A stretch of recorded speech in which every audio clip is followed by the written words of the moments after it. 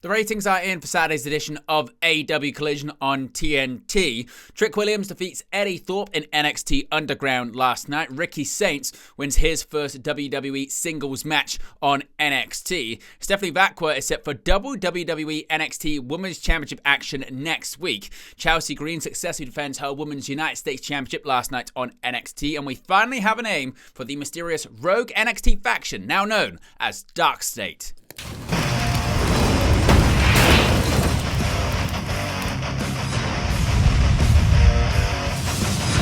Hey guys, welcome back to Wrestling News 365. Hope everyone is doing very well. As always, there are plenty of news stories to get into in the world of professional wrestling. Let's begin with the ratings for Saturday's edition of AEW Collision on TNT. Of course, the show is also simulcast on Max.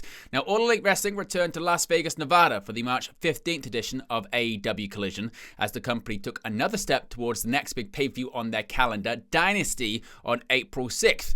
Mark Davis and Ricochet both advanced to the AEW International Championship Eliminator Tournament Finals. FTR got back in the win column against the Undisputed Kingdom. And Swerve Strickland made sure Jon Moxley knew that he will stop at nothing to become the brand new AEW World Champion for the second time at Dynasty.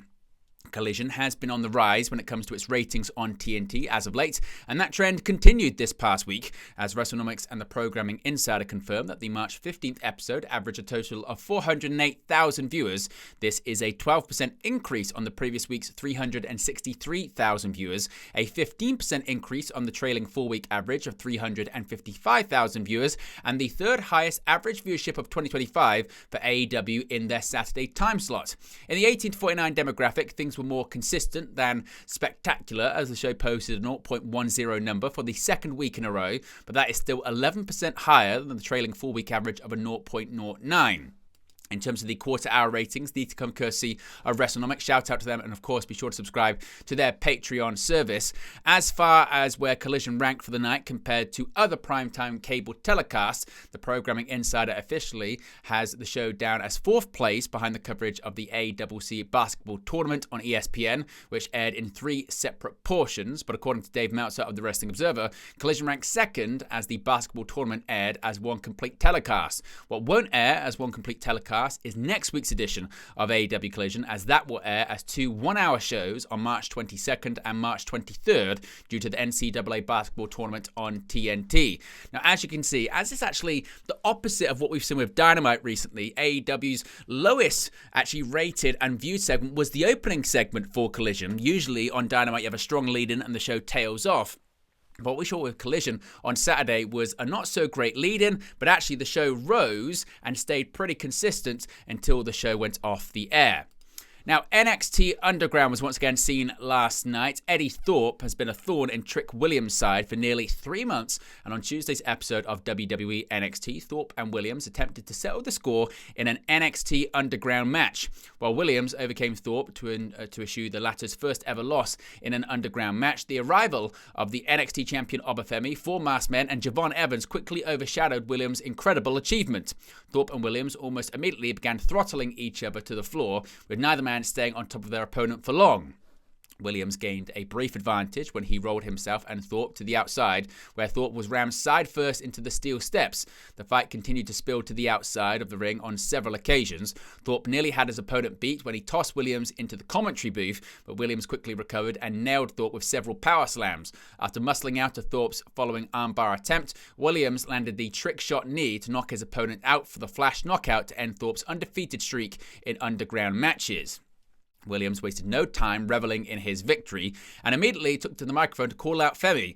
The champion obliged, but before Williams and Femi could engage in a war of words, 4 masked individuals came to incite panic in the Underground. The group, christened by Vic Joseph as something we'll let you know later on, are not new to NXT. They've been antagonizing various stars over the last few weeks, including Fraxium, Evans, and Obafemi. Now, it's unclear whether Williams will immediately go after Femi's NXT championship heading into Stand and Deliver, or if he will enter a program with the up-and-coming Evans. The mysterious faction's intentions remain unknown, as the 4 men did not make any physical contact with Williams, Evans, or Femi in Tuesday's closing chaos. Thorpe's plans for Stand and Deliver similarly remain unclear. Ricky Saints, he won his WWE singles debut. Ricky Saints picked up the victory over Ridge Holland in his singles debut on NXT. Saints won his debut tag team match back in February, teaming with Javon Evans against Wesley and Ethan Page, but found himself on the opposite end of a different kind of opponent in Holland. From the starting bell, Holland maintained the majority of control, interrupting an early burst from Saints, not Starks, by feigning an injury to the referee, allowing him to regain advantage. The story of the bout was Holland's continuous focus on the back of Saints, wearing him down with rest holds and slamming him against the canvas, while Saints was left to labor against him in short bursts. Holland was able to continue to zero in on the back with consecutive backbreakers and stomps directly to the area, but Saints would make quick use of his superior speed to take his opponent off his feet with quick strikes and an enziguri, followed by a spinning neckbreaker. Holland fell to the outside, but Saints refused to let up, chopping him and sending him back between the ropes. He then decked Holland with a boot followed up by a tornado DDT, opening up Holland for the Rochambeau finisher. Saints struggled to get Holland up, saddling the damage to his back, but ultimately sent his shoulders to the mat for the winning pinfall. Saints appeared later in a backstage segment interrupted by the NXT North American champion Shawn Spears and the Culling, indicating he could be on the hunt for his first title since joining WWE. Speaking of championships in NXT, Stephanie Vacqua is going to be very busy next week. 1 week after becoming the NXT Women's Champion, Stephanie Vacqua addressed the NXT universe on the March 18th episode of WWE NXT. Vacqua said she had the opportunity to go to any promotion and any brand, but she selected NXT because she wanted to make history and make it in the best women's division on the planet. Vacqua said she proved against Julia at NXT Roadblock why she is La Primera. She said holding both titles means she is the best and she's waiting for her first opponent. Enter Jordan Grace. Grace congratulated Vacqua and said she's a trailblazer. Grace noted she beat Roxanne Perez at NXT Roadblock, but before she could enter the ring, she was attacked by Jada Parker. Parker said she is first in line and she wasn't waiting until NXT Stand and Deliver because she is taking her shot. Parker said being a double champion wasn't going to last for Vacqua. Parker closed by saying if Vacqua was looking for a next challenger, she was standing 10 toes down and looking dead in her eyes. Vacqua defeated Julia to win the NXT Women's Championship at NXT Roadblock. She was already the reigning NXT Women's North American Champion. And then we did get confirmation as to what's going to be happening next week when it comes to all of this. So with Grace laid out on the floor, Parker turned his attention to Vacqua, again, who advised to bask in the glory of being a double champion. In the near future, though, Parker foresees herself dethroning Vacqua. Next week, Parker will have an opportunity to do just that, as she challenges Stephanie Vacqua for the NXT Women's Championship on NXT. Additionally, Vacqua will put her NXT Women's North American Championship on the line against Fatal Influence member Fallon Henley, who lost the respective title to her at NXT Vengeance Day last month. This comes after Henley demanded a rematch backstage, which Vacqua agreed to hold after her NXT Women's Championship defense against Parker. So double action for the double champion next week. Speaking of championships, Chelsea Green, she retained her Women's United States Championship in the opening match of WWE NXT against Sol Ruka with a little help of a secret Hervis, you get my point, on Tuesday. Ruka got the match after she pinned Green in a tag team match alongside Zarya against Green and Piper Niven on the March 4th episode of NXT. Ruka was in control to start off the match until Alba Fire distracted the referee and Niven attempted to take her out. At some point in the match, Ruka injured her knee, which she continued to sell throughout the bout. She missed a move off the ropes following the distraction and Green gained control throughout the break. Ruka's knee gave out when she attempted to hit another move off the ropes to Green, but she was able to kick out of a pin. She dodged the champion's offense and hit a cartwheel DDT, but Fire put Green's foot on the bottom rope to break up the pin. Zarya hit a spear on Fire, but Niven took her out. Ruka then hit a moonsault off the apron to Niven on the outside. Green went for the unpretty her when Ruka got back in the ring, but she countered and was able to escape. Green then countered the Soul Snatcher by hitting Ruka's knee and connected with the unprettier for the victory, and she is still the Women's United States Champion. Now, finally, when it comes to this mysterious rogue group, we've now got some answers as to just what their name is. Let's begin with Tony D'Angelo, because Tony D'Angelo, the former NXT North American Champion, was attacked by the 4 Rogue Superstars on the March 18th episode of NXT. D'Angelo was backstage while the D'Angelo family, Channing Stacks Lorenzo, Adriana Rizzo, Luca Crucifino, took on the Cullings, Izzy Dame, Nico Vance, and Brooks Jensen.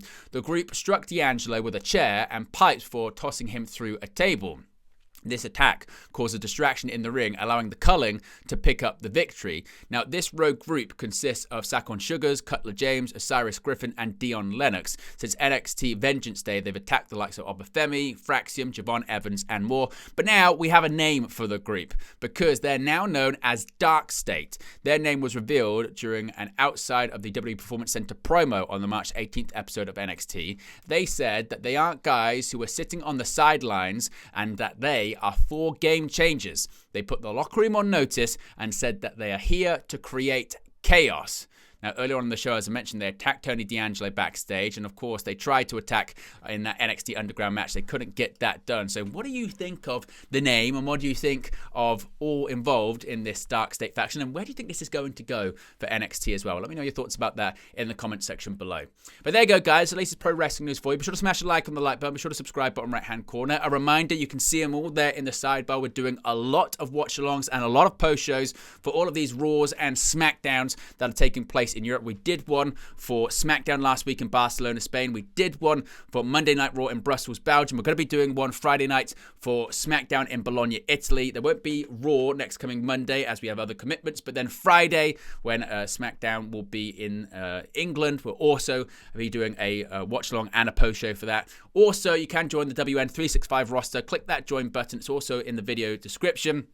Get your badges, your emojis, and your exclusive members-only content, match rewatch series, gaming's coming exclusively to members, and so much more. So now is the time to get involved with Wrestle News 365. Join that WN365 roster if you haven't already. More videos coming up today, including a second news video and a countdown video, and I'll speak to you again very, very soon. Hey guys, thank you for watching, listening, streaming, or however you come across this video today. Be sure to click on the video there to watch our next video, or click the bottom there to subscribe, or the bottom right hand corner. Thank you very much, and I'll speak to you again very soon.